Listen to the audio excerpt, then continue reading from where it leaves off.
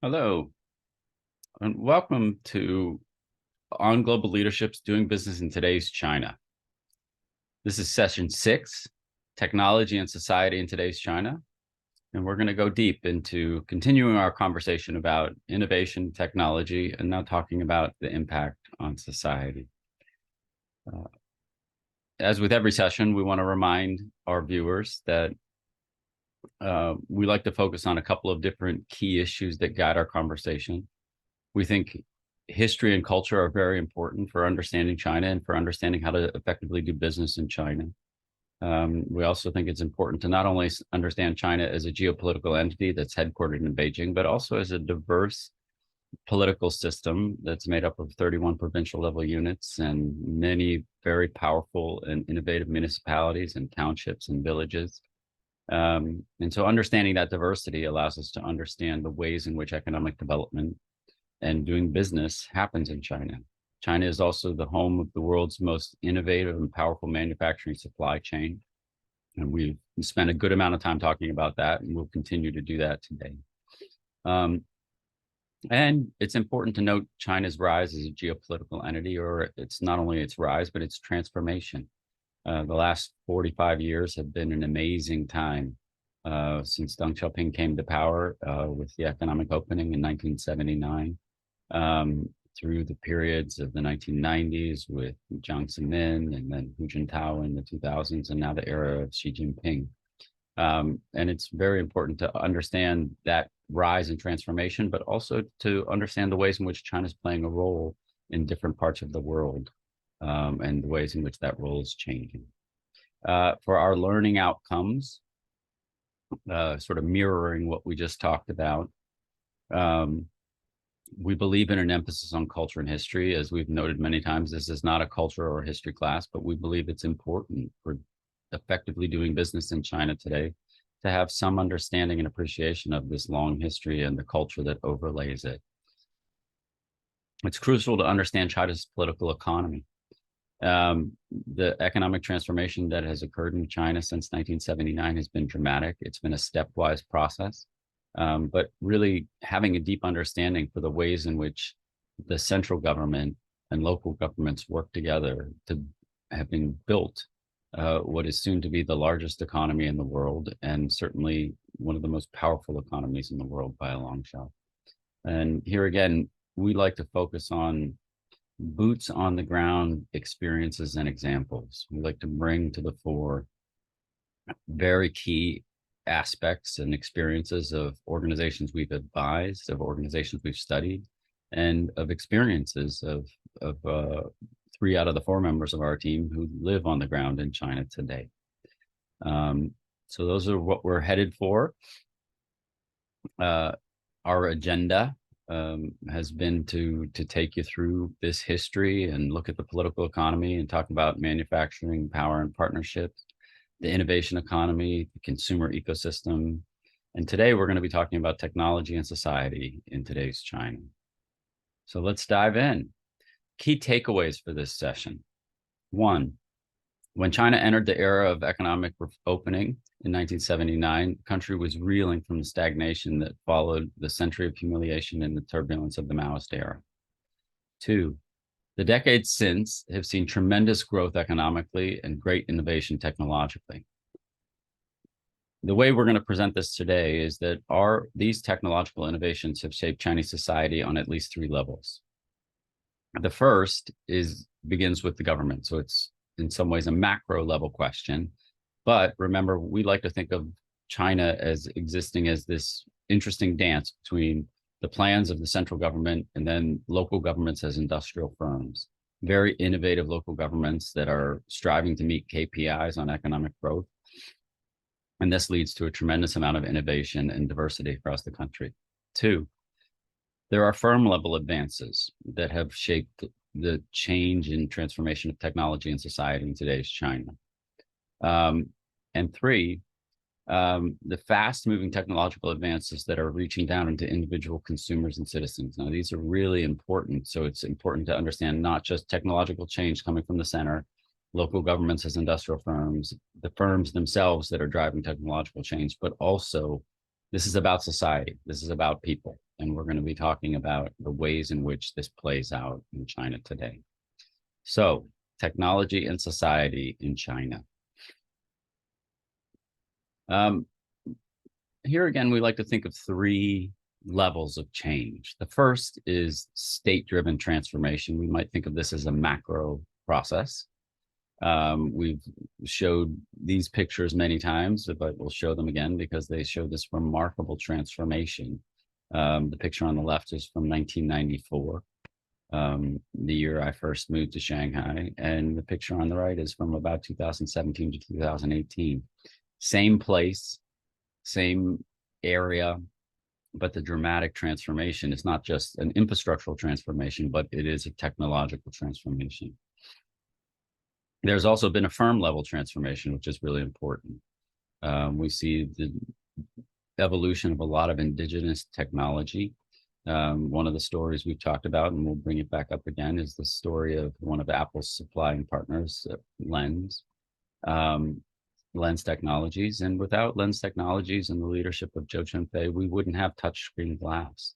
We would have the concept, but we wouldn't have had it marketed and manufactured at a mass scale, at least not back as long as it has been. And then there's the issue of touching individuals where they live. And these are both device-oriented issues and the firms that are driving them, but there are also a number of other aspects of the ways in which people have stayed connected, and the ways in which technology has transformed that type of connection. Okay, so let's dive in. Level one, government-driven change, the central government plus local governments as industrial firms. Now, we've already seen this, but I want to come back to this notion that economic development in China is a complex system, right? So you have government guidance from above, and you have private facilitation, which here's the advances of both the central government and the local governments as industrial firms, but you have a very strong and vibrant private sector. And this has driven a lot of economic development, but it's also driven a tremendous amount of innovation and change in the relationship between technology and society. It's also interesting to note that this is not just a country of 1.4 billion people who are passively accepting what they're told. We like to think of this as populist creativity from below. We saw the video in a previous session of the basket maker in Shehong County in Sichuan province. And, you know, this is populist creativity. It's the use of technology to really drive economic development and economic change at the household level. And you may remember from that from that video that we saw, you know, a household in a poor part of China that was making 3 million renminbi a year, which is really an incredible story. 2 baskets a day. These baskets go onto Taobao. They get sold to the country and sold to the world. And you have the economic transformation of a family, of a household. And we think of this as China's network society. Now, it's also important to note, and again, we've shown this before, but there is an intricate web of relationships here that begin with the central government and the local governments. And they filter down through private companies that are large and powerful, like Tencent, Alibaba, Lens, Luxshare. And then they continue to be pushed down through smaller intermediary organizations and sub-brands of these organizations. And then they meet with private organizations like the basket maker and Shehong. And those are small household businesses, but there's not just household businesses, there's individuals and the ways in which these individuals use the technology. So level one, government-driven change. The central government and local governments as industrial firms. And remember, our local governments as industrial firms is a term that was coined by Andy Walder in his 1994 beautiful article about the ways in which we understand economic development in China. And that particular concept, though it came out in the mid-1990s, was, I think, offered the foresight that it shaped a lot of what we do in terms of our analytical approach to understanding China. So we have economic transformation of cities, we have economic transformation of transportation, both imbued with technology. And then we have a number of other areas, as we've noted in earlier sessions. Leads the world in the production of solar panels. China also is a leader in the world of tracking people and surveillance technology, which we might consider to be a bit of a darker side of technology and society, but we'll get to that later in the session. Nevertheless, all of these are technology driven, and all of them have implications for the ways in which technology and society evolve. We won't spend more time on this, but again, I just think it's important to note the dramatic transformation that happened over basically a 2-decade period. Tremendous. It's unbelievable to really think through the ways in which this infrastructure changed. But again, this is not just infrastructure and the building of buildings. This is a technologically driven transformation that has changed China and Shanghai and China. But Shanghai is not the only place, right? We have so many other stories spread across China. There's the high-tech industrial development zone in Hangzhou. There's the Suzhou Industrial Park, which we've talked about in earlier sessions. And so many of these are really driven by the building of new sites of development and infrastructure that are technologically laden, and they are transforming China and ultimately transforming the world. But again, this isn't just about cities. This is about infrastructure, right? High-speed rail, tremendous in China. China leads the world in miles of high-speed rail and high-speed rail travel. There's networks of roads and infrastructure. There's ports. All of these are tied to technological development, and the idea of people moving across the country and moving from place to place is very much about the relationship between technology and society in China today. Again, a leader in the world in the length of public roads now, and the world's largest high-speed rail networks. Just tremendous transformation over these time periods.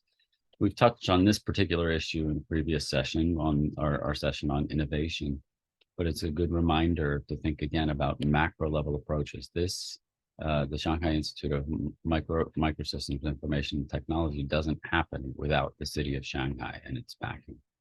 And so very important to really think through how this development occurs. Level 2, firm level drivers of technology and society. Again, the case of Lens, touchscreen glass, but this isn't just a story about touchscreen glass. This is the ways in which Zhou Junfei built a firm and a network of firms across China that are dramatic in their technological innovation. And that leads to employment of people, but it also leads to economic development of those places.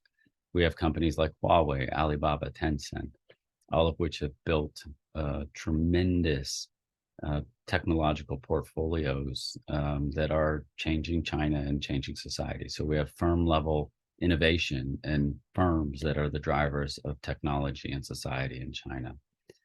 We want to dive into an example of the ways in which technology and society happens. And here again, we have a dance between the firm level transformation, but also the ways in which it touches society. So let's look at a little app called WeChat. And I actually did this study for Apple years ago. And so this is all shown on Apple products, but really this is a story about WeChat and the ways in which this particular technology, which China was a leader in, that China, in terms of social media technology and social connection technology, WeChat was at the forefront of this transformation. So you have a company like Tencent producing an app like WeChat that changes the ways in which people interact technologically and socially. It had implications for how people got around. AutoNavi is a Chinese company that was a leader in terms of how to think about ride sharing technology and how to actually call for opportunities to get places, even when one doesn't have an automobile. Of course, there were many, many things that people got access to because of the access to these issues throughout the Chinese technological infrastructure. Um, there was, of course, the transformation of Apple Pay. And this China, we knew, was at the forefront of the world in terms of how to develop mobile payment systems. We've showed you this before, but China is about 260 times the mobile pay system that the United States is today. So 260 times the amount of money that changes hands over mobile pay in China compared to the United States, where we still use cash and credit cards. You may remember also from those graphs that it looks like the mobile payment system in China is the size of the Chinese economy, which it is. But that doesn't mean the entire Chinese economy is run on mobile. What it means is that so much money is changing hands just through friends lending friends money, or people paying for bills at restaurants, or however, that this is the primary payment system. So you have technology up here and you have the ways in which people use it, which is the society impact. This is the statistic that I just cited, about 260 times China to the United States comparison in terms of money changing hands by mobile payment systems. And this goes right down to the level of the indigent, right? People on the streets have QR codes because that's how deep these technological systems run. Now, there's been a lot of people who have written about technology and society in China. We'll mention a couple here. Rick Baum is a world-renowned China scholar, and his book, his edited volume on modernizations, the new technological revolution in China, is a classic. There's Professor Gao Shudong at the Tsinghua Research Center of Technological Innovation. There's Rudy Volti. All of these books are great, and there are many, many more. Now, to sort of think about the ways in which technology unfolds, let's continue with our example, right? So the WeChat system, right? Weixin. How has this evolved in China? Well, we have this radical transformation that continues to evolve, continues to transform. Back in 2011, when we first did our research on this, we were looking at the ways in which a system could provide the ability for people to make contact across distance, right? And so let's look at the evolution of how this app evolved. In 2011, we just have the emergence of the app, which was great. And the app then adopted a voice application. So in 2012, we see WeChat and voice. And we see people utilizing this all over the country. If you just walk the streets, of course, you'll see people listening to WeChat and listening to messages that they have, talking and interacting with each other. Stickers came out in 2012. You start to see people communicating in different ways again. There was the shake moment in which you could actually start to signal people that something momentous was happening and shake your phone. There was the drift bottle, sending out messages to people you might not know and just trying to figure out what it is that that somebody near you might offer in terms of friendship or in terms of partnership or help. And again, all of these innovations were happening in China on a Chinese app. We had WeChat games in 2012. We had subscription accounts that came out. We had service accounts.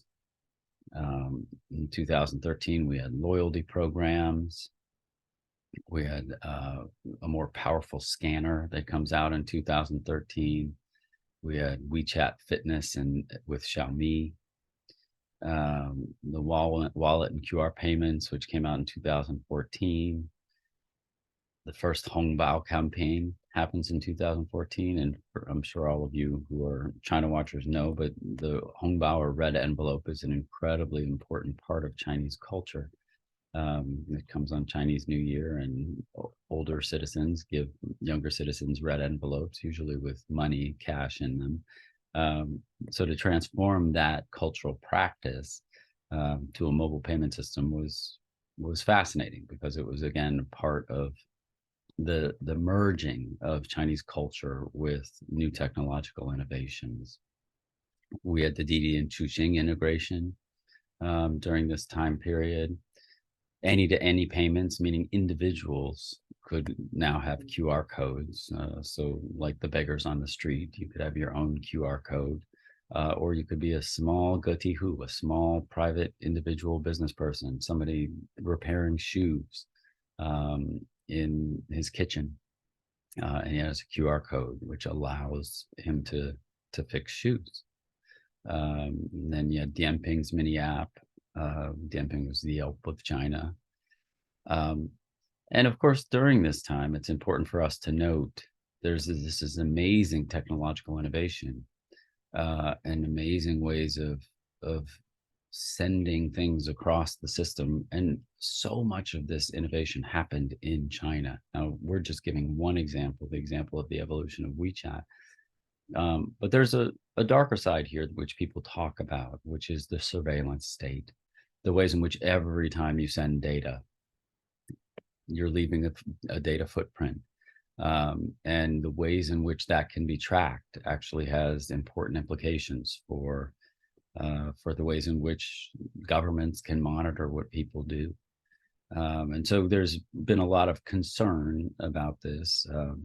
Josh Chin and Liza Lin's The Surveillance State is probably one of the key books in this area, but there are many people who have written about this space. Now, we want to end this session by talking a little bit about Chinese culture again, because it's really important to think about, when we're talking about technology and society and the overlay of technological transformation on society, we have to think about Chinese culture. And of course, for those who have done business in China, I'm sure you've all heard the term guanxi. Ren yu ren zhi chen de guanxi, person-to-person interpersonal relations. This is a very important part of Chinese business, but it's also a very important part of Chinese social structure. Now, I have on the bottom of this slide, we've noted that social networks isn't just a Chinese phenomenon. There are plenty of scholars, some of whom have been mentors for me, Mark Granovetter, Woody Powell, Brian Uzi, who have studied the social structure in many different societies. So social networks and social structure are not a thing that's unique to China, but guanxi is a unique Chinese phenomenon, right? It's as Mayfair Yang has put it in her classic book, Gifts, Favors, and Banquets. She's built out this argument as this being part of a gift economy. She calls it the art of social relationships in China. Mayfair Yang is an anthropologist, and so this kind of work is sort of perfect for understanding anthropological thinking. Myself, I've also done work in this area with Thomas Gold and David Wang, and we've edited a book and written articles ourselves on social connections in China. And then, of course, there's Guanxi, How It Works by Bianyan Jie, who was a wonderful China scholar in his own right, and there's many others that have been written in this space. Now, to end, I would like to come back to two key examples. One you've already seen, so we won't watch this video again, but I wanted to just remind, before we talked about China's consumer ecosystem, and the ways in which that consumer ecosystem is tied to, a basket maker who is a getihu, a small household business. Grandpa Tu makes 2 baskets a day, and he goes out and cuts the bamboo and builds the baskets.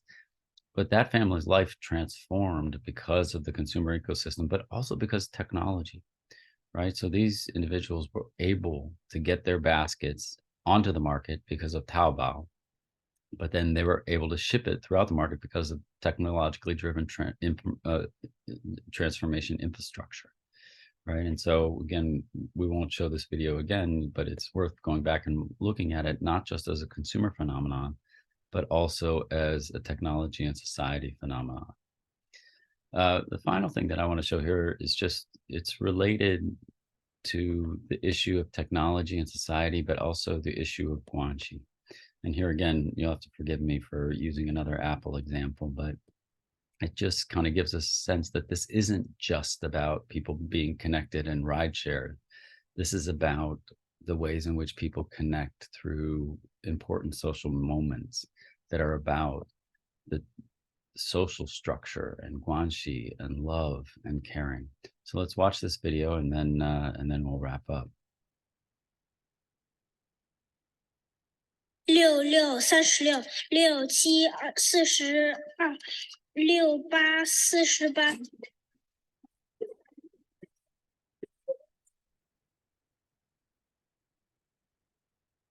我跑的这趟车是从南宁到哈尔滨的，是全国最长的一趟车，一班跑6天，连着好几年都是过年值班，就错过了跟儿子一块过年，只能让我妹帮忙照顾他。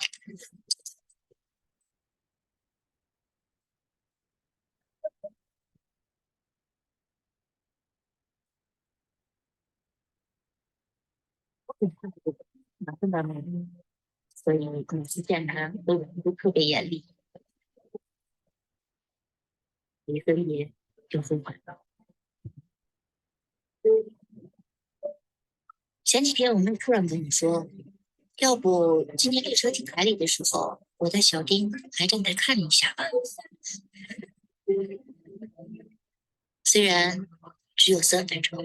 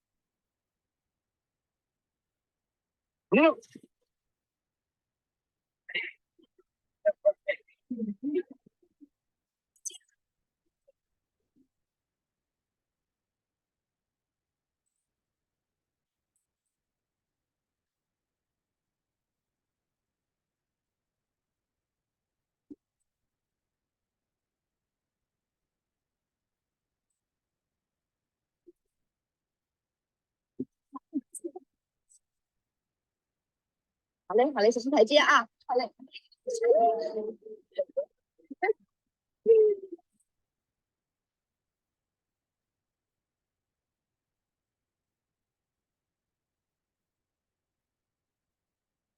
11得1，2得2，13得4，14得15得5，16得6，17得7，18得8，19得20，21得6，22得6，24得8，25得6，26得7，小丁明年就要升小学，我上回吓唬他，如果还是记不住乘法表，就不能上我们这样的小学，更见不了妈妈。没想到是当真了。但今天时间不够了，我们先不背了，好姐姐，你听他背完吧，他都背好几天了。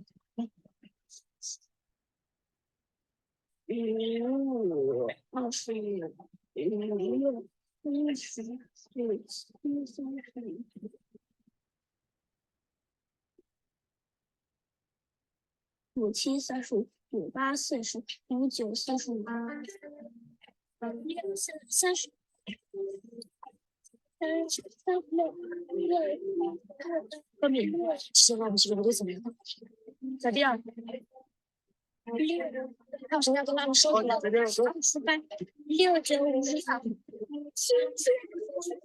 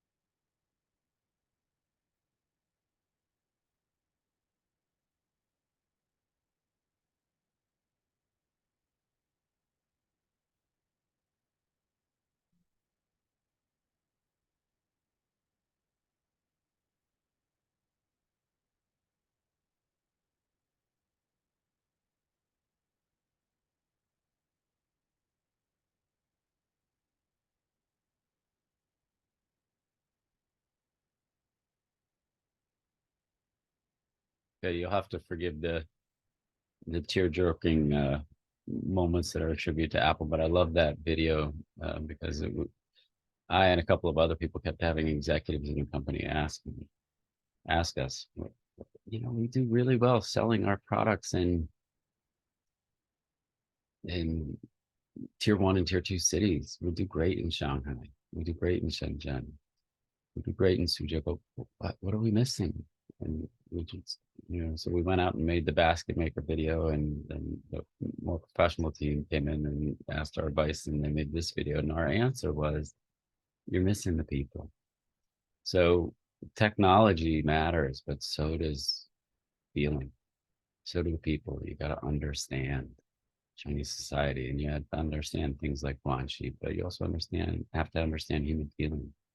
And so um, we hope this helps you think through. We don't have all the answers here about what those feelings are and what technology and society is, but this is a system that is built on this macro level structure that's driven by a central government that's very powerful and very ambitious, and local governments as industrial firms. But it's also a bit driven by companies that are making apps that allow people to be connected, and also people and what their feelings are. So here to refresh on the key takeaways. When China entered the economic reforms in 1979, the country was suffering. But the decades since have had tremendous growth economically and great innovation technologically. But understanding this technological innovation, you have to understand the powers that shape three issues. One is the local government driven advances in technology. Two are the firm level advances that undergird the power of manufacturing supply chain and the social connectivity. And three, these fast moving technological advances are driven by people. They're driven by people with feelings and needs and desires. And they allow people to connect. And it's remarkable to see in China just how fast this technological revolution has occurred. So with that, we will jump into a discussion with Diane Deschel and Chris to hear their thoughts on technology and society in today's China. Thank you.